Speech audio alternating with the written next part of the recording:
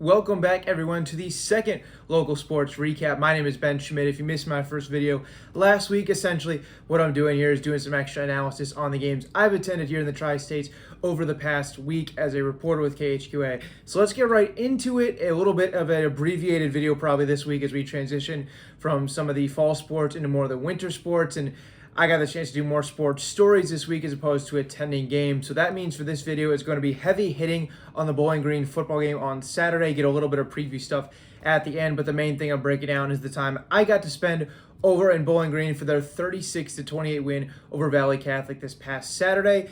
It was a rematch of a game from about a month or so ago where Valle Catholic came into Bowling Green. I was on hand for that one, and Valle Catholic kind of punched them in the mouth early, and Bowling Green was behind 2 touchdowns really before you could even blink, and they gave the Bobcats their first and only loss of the season to this point. So the Bobcats get their revenge this past Saturday, knocking them out of the playoff advance to face a very tough Lamar team. But talking about this game, it was really Bowling Green. They got the ball first, and they made their presence felt very quickly in this one. It was Jake Eskew who ripped off a big run, 70-plus yard run to get the Bobcats in the red zone on just the second play of the game, and then Dane Dunn punched it in for the touchdown. And my main thought there was, okay, they flipped the momentum around this time. And whether you believe momentum is a big thing or not, I know there's some people at the higher levels who think momentum really doesn't exist, other people who think it's a big deal.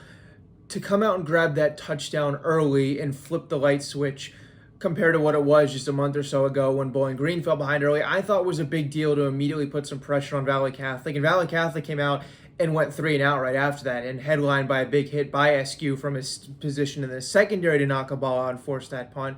I thought was a really big deal. And I know this was I want to say an 8-6 game. I think Valle Catholic did come back and score off the 3 and out. Then Bowling Green gave it back to him. I thought it was a big deal for at least the Bobcats to score first. And then when it did become an 8-6 game, Dane Dunn ripped off an 80-yard touchdown. That for me is, I think when he ran that one off, I think for me was a really big moment when, okay, Bowling Green showed up to play here for this game in this rematch against Valle Catholic. And when you can get Dunn and SQ working in the running game, playing with a lead, whether it's close or playing with the lead, I thought was a very, very big deal in this one. That's the style that Bowling Green has played for a lot of this year, playing with that physical style of play, and it really helps when they're able to have a lead. And I think choosing to get the ball first and going down the field and taking advantage of that, because there may not be as many big of a deflating things out there in football as taking the ball first and going 3 and out, or immediately giving it right back to the other team who can take and run with it. And Bowling Green, they capitalized early on in this one. And then I will say there was a swing in this game.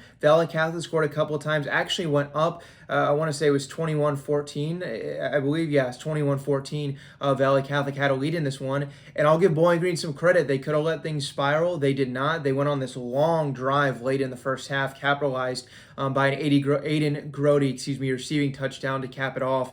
And then Bowling Green goes for 2 and takes the lead 22-21 into half. That was the moment where this game was put in Bowling Green's favor from there on out. Like I said, Valle Catholic, when they had that touchdown lead, could have maybe had a chance to put their foot on the gas. Instead, it's Bowling Green who goes on that long drive. Grody gets the touchdown, and they get the 2-point conversion to go up 22-21. And that right there, that exact moment, was where Bowling Green never looked back. They never trailed again in this one. They scored a couple times in the second half. They forced turnovers. They forced blocks, so I'll give more a shout-out to Aiden Grody, who not only blocked an extra point in this one, blocked a punt as well. So it was really from there on out in the second half, SQ added a rushing touchdown. And I can't forget, too, Oliver Niemeyer had one of the catches of the day for a receiving touchdown, tipped it up into the air, lands right in his arms for a receiving touchdown. A little bit of a rather be lucky than good, maybe, because the tip certainly fell right into his arms. But some skill there as well from Niemeyer. A big receiving touchdown, one that he earned, rolling out with SQ going to their right at the time it was, and those two were able to connect for a pretty big touchdown there. In Bowling Green, they had a 2-touchdown lead at one point in the second half, and then when it got to an 8-point game in the fourth quarter, there was 8 minutes and change left, and Bowling Green drained the entire clock from there on out. So that's what good football teams do. I mean, they had a chance to put this thing away, whether it be with a touchdown, run the clock out. They ran it all the way down for about half of the fourth quarter, and Valle Catholic never saw the football again, aided by a pass interference call late to give them a free set of downs, and then no better feeling, I would assume, being out there for those boys than to go into victory formation. The crowd was getting into it. There was, I want to say they said 800 plus for Bowling Green on hand for attendance-wise. So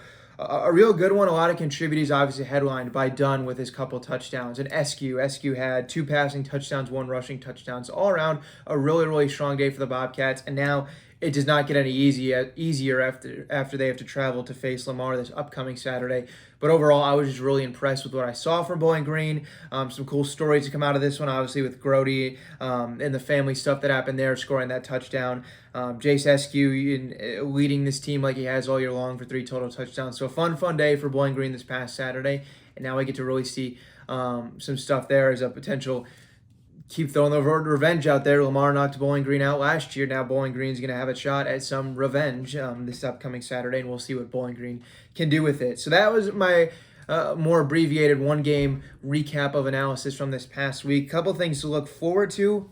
One, tomorrow, I'm going to post this on Wednesday. So tomorrow on Thanksgiving, happy holidays to everyone. But I will get to the chance to experience QHS hoops for the first time as the QHS Thanksgiving tournament tips off on Thursday, especially with the Blue Devils game at 7 p.m. So that could be a lot of fun. We know all the hype that basketball team has coming into this upcoming season. We saw a little bit of the high-flying act in their scrimmage last week, so now we get to see them take the court, and it counts for real for the first time. So I'm pumped for that one. North and South Shelby football each have games in their respective campuses. Both get to play at home just a couple miles apart on Saturday. North Shelby versus Bramer at 1, and then South Shelby versus Fairgrove at 2. Couple of very tough matchups there, but these are 2 teams that have defied some odds over the past couple weeks to get to this point in their playoff runs, and they have earned these couple home playoff games this upcoming Saturday. So, and maybe some weather playing a factor too. We'll see if it gets real cold on this upcoming Saturday to play into those playoff games. So thankful that we still get to watch some high school football here through Thanksgiving, and